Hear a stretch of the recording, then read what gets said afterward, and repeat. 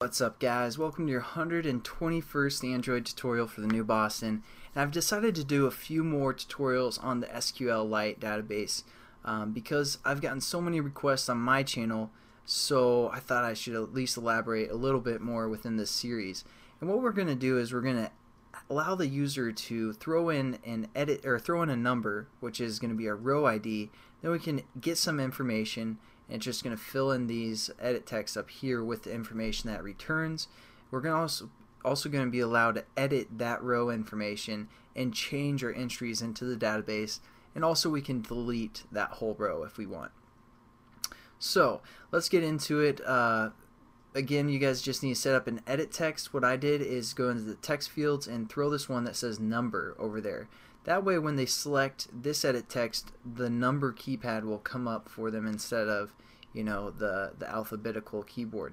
And then what we're going to do is, you know, you guys can set up your references for the most part, whatever you guys, you know, by this point you should know how to set up your own references, and it won't really matter as long as you have the reference bridges over in Java set up properly. So what I did is I set up both those buttons, those three buttons, and our new edit text so our whole class can use them.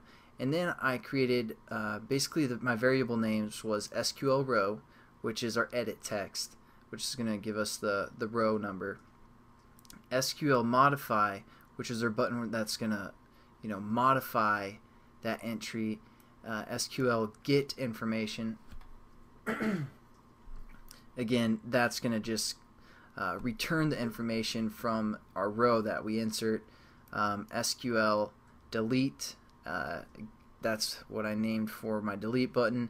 And then I just set all on-click listeners and set up, you know, 3 new cases within our switch in case for our on-click listener.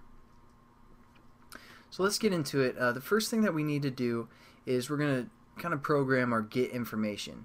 So we got to kind of think about what we want again our application to do. The first thing that we want to do is we want to refer to our SQL row edit text. That's the new one that we set up, and we're just going to say get text dot toString, and we're going to set up a string variable to equal that. So we're just going to call this our string or S, something like that. And now we have a string that's going to return whatever is in our edit text. Now what we want to do is we want to convert that string into like an int or, you know, a long, let's say. Let's do a long, and we'll call this long L. So what we're going to do now is convert our string into a long type variable. And we do that by parsing. And so what we're going to do is we're going to refer to the long class dot parse long, and as you can see, it takes a string within its parameters, and we're going to give that string reference the S.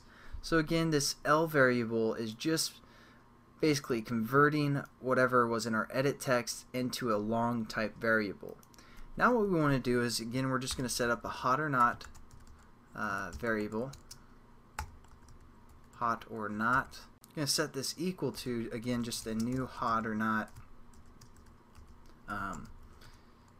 instance where we pass in the context of this class. And then what we're going to do is we're going to open our hot or not so we can write to it, and then we're going to say, like, we're going to get some information back, a name and that hotness of the row. So what we want to do is we want to say something like string returned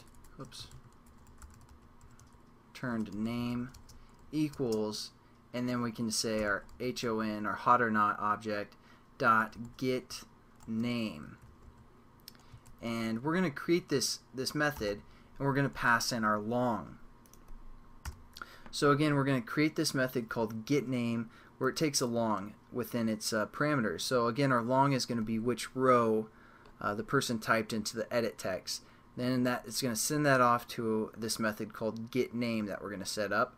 So that's what that's going to do. And then we're also going to set up another string for our returned hotness. Pretty much the same concept there. So get hotness, we can call it. and again we want to pass in which row we're looking at. So there we go. Now we're just going to close our hot or not type variable. And then now we have our returned name and our returned hotness. So what we're going to do is just set our edit text up to equal that returned name and that returned hotness. So again, our edit text were called SQL name dot set text, and we're going to set it to our returned name. And then we're going to set our hotness edit text to our returned hotness. So there we go. We pretty much have everything set up.